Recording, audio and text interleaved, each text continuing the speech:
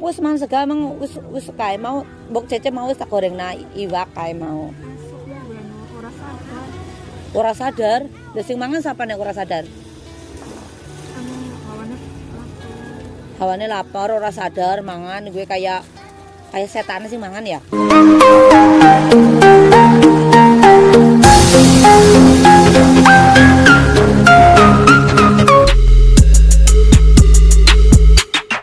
Halo, assalamualaikum warahmatullahi wabarakatuh. Bertemu lagi dengan Semula Formosa. Jadi kali ini sangat sedikit berbagi kisah atau berita atau cerita seputar TKI dan TKW di seluruh dunia.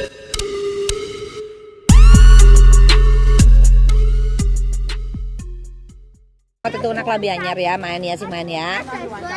Kita ajak ikut ya, manut ya. Ya, manut ya. Manut kata tuh anak lambi anyar. Perasa ngomong wa ini karo nyong lah, wong kaget ngono kayak ngomong wa ini karo nyong.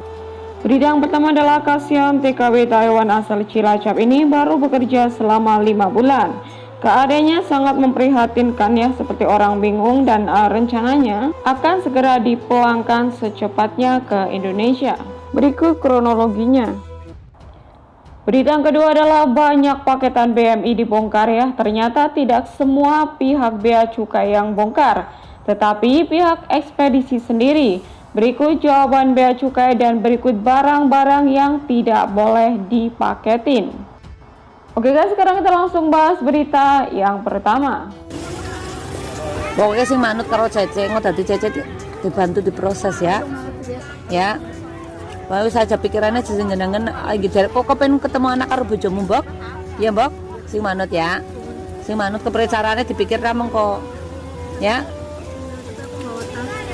Ya mengko gawat tas. Kan baline mengko ana sing jemput kowe. Ngerti enggak? Ya.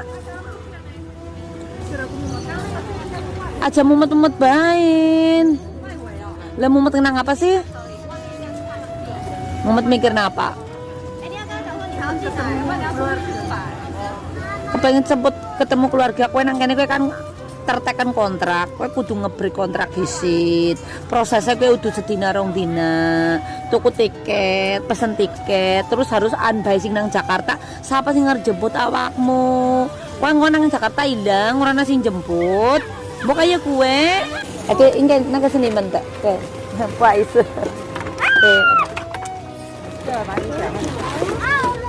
Ya ngot itu nak lambi anyar ya, main ya sih main ya.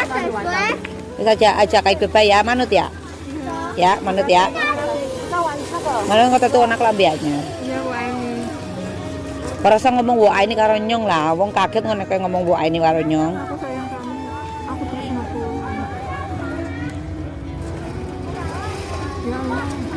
Semangan gisit mantu anu anane panganan kayak gini nang kene engko gare masak ya sore ya.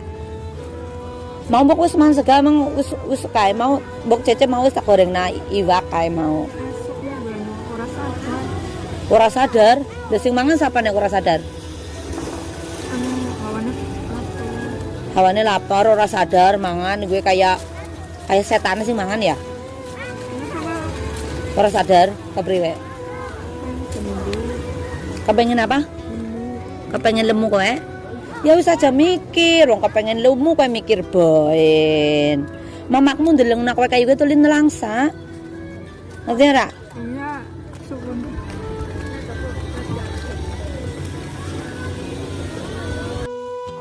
Mbak Muisa TKW Taiwan asal Banyumas Karangpeter ini ya baru bekerja selama 5 bulan di majikan baru. Tapi alami tekanan batin yang cukup berat hingga menyebabkan ia seperti orang bingung. Bahkan di saat diajak berkomunikasi itu sering tidak nyambung guys. Jadi Mbak Muisa ini bekerja ke Taiwan itu sudah dari 6 tahun yang lalu. Tetapi beliau ini pindah majikan dan di majikan yang baru ini beliau baru bekerja selama 5 bulan. Dan menurut informasi yang saya dapat dari teman-temannya bahwa beliau ini memang sudah mempunyai riwayat sakit seperti ini, bahkan dulu saat di PT pun sering bengong, bahkan sering ngomong sendiri.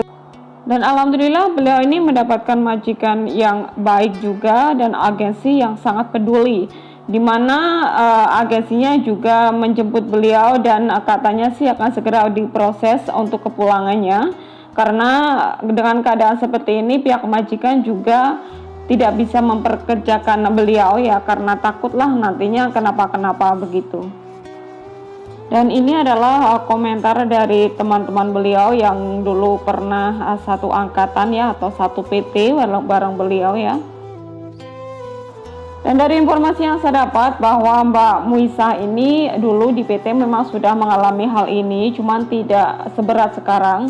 Jadi dulu memang sering bengong sendiri gitu ya di kamar gitu. Bahkan kadang-kadang itu beliau suka tidak nyambung kalau diajak komunikasi.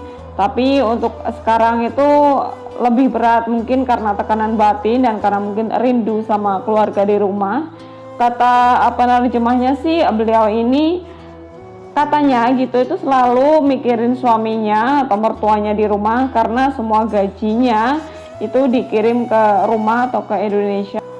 Bahkan sebelumnya beliau ini pernah bekerja di Singapura dan di Malaysia. Jadi beliau itu memang dari kecil sudah keluar negeri. Dan untuk di Taiwan sendiri beliau dari tahun 2012 guys. Dan beliau juga sempat pulang dan akhirnya balik lagi ke Taiwan. Dan ini adalah di majikan baru, beliau baru bekerja selama 5 bulan. Dikarenakan mengalami hal seperti ini, akhirnya beliau terpaksa harus nge-break kontrak dan harus dipulangkan ke Indonesia. Dan alhamdulillah pihak agensi itu sangat baik dan sangat ramah. Bahkan kita bisa melihat ya, beliau itu diperlakukan sangat istimewa. Bahkan mau dibelikan baju dan mau dibelikan sesuatu untuk dibawa pulang ke Indonesia guys. Nah, kita doakan buat Mbak Muisa ya guys, semoga keadaannya cepat pulih seperti sedia kala, dan semoga saja proses kepulangannya bisa segera terlaksana dan berjalan lancar. Amin amin ya robbal alamin. Nah, itu tadi ya guys berita yang pertama. Oke, sekarang kita langsung bahas berita yang kedua. Banyak paketan BMI dibongkar ya. Ternyata tidak semua pihak bea cukai yang bongkar, tapi pihak ekspedisi sendiri. Berikut jawaban bea cukai dan berikut barang-barang yang tidak boleh dipaketin. Hampir setiap saat ada keluhan dari para pekerja migran Indonesia terkait paketan mereka. Ada yang mengeluh dibuka, ada juga yang mengeluh barangnya berkurang, dan ada yang mendapat selembaran seperti pada gambar di bawah ini. Gambar 1 adalah label resmi dari Bea Cukai untuk mengamankan barang yang sudah diperiksa atau dilaporkan ininya ke Bea Cukai. Dan untuk gambar yang kedua adalah kertas label yang isinya menerangkan bahwa paketan Anda telah diperiksa dan dilaporkan petugas jasa kirim, bukan petugas Bea Cukai. Label di atas bukanlah resmi dari Bea Cukai ya, melainkan dari perusahaan tempat jasa ekspedisi yang kalian gunakan. Di sana ada label nama perusahaan kiri. Hal ini yang wajib dicantumkan dan tidak ada label perusahaan kanan. Ini salah dan tidak sah. Tertera juga di PMK ya nomor 199/2019. Pasal 18 itu isinya adalah sebagai berikut. PMK adalah Peraturan Menteri Keuangan RI dikeluarkan pada tahun 2019 terkait ketentuan kebapeaan, cukai dan pajak atas impor barang yang dikirimkan. Pasal 18 bunyinya seperti ini. Barang kiriman tertentu adalah barang kiriman selain kartu pos, surat, dan dokumen yang pengirimannya dilakukan melalui penyelenggara pos yang ditunjuk yang tidak disertai dengan consignment notes ya. Yang dimaksud consignment note di sini dijelaskan dalam pasal sebelumnya, yaitu pasal 14 yang bunyinya dokumen pengiriman barang selanjutnya disebut consignment note adalah dokumen dengan kode CN22 atau CN23 atau dokumen sejenis yang merupakan dokumen perjanjian pengiriman barang antara pengiriman barang dengan penyelenggara pos untuk mengirimkan barang kiriman kepada penerima barang tersebut. Jadi jika barangmu dibongkar itu ada ketidaksesuaian ya antara surat yang kamu isi dengan isi barang yang terkena pemeriksaan. Adapun petugas pembongkaran adalah dari jasa ekspedisi yang dipercaya di tempat penampungan barang, dijelaskan di pasal 6 dan pasal 11 lengkapnya di sini ya di PMK-nya.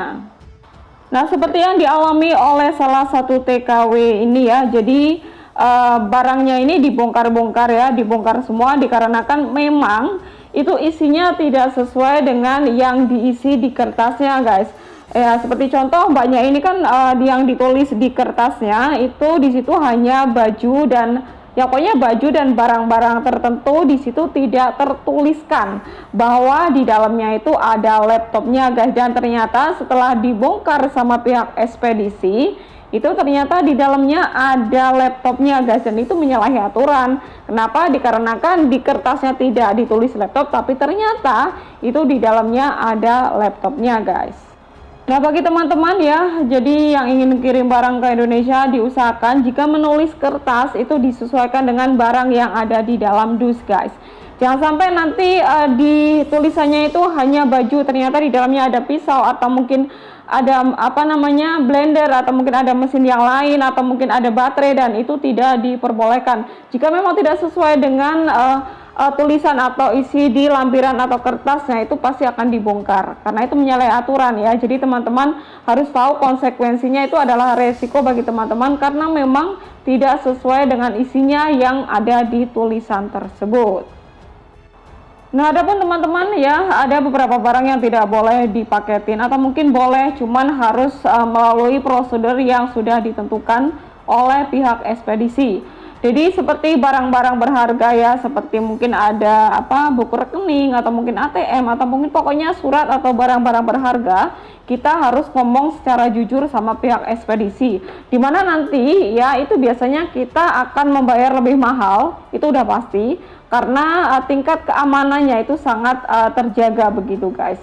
Jadi teman-teman harus tahu sendiri jika ingin mengirim barang sesuatu yang berharga gitu atau mungkin yang harganya mahal, itu yang ngomong jujur saja sama pihak pengiriman atau jasa pengiriman agar nanti diupayakan pokoknya se-safe mungkin, tapi ya itu tadi kita harus membayar lebih untuk itu.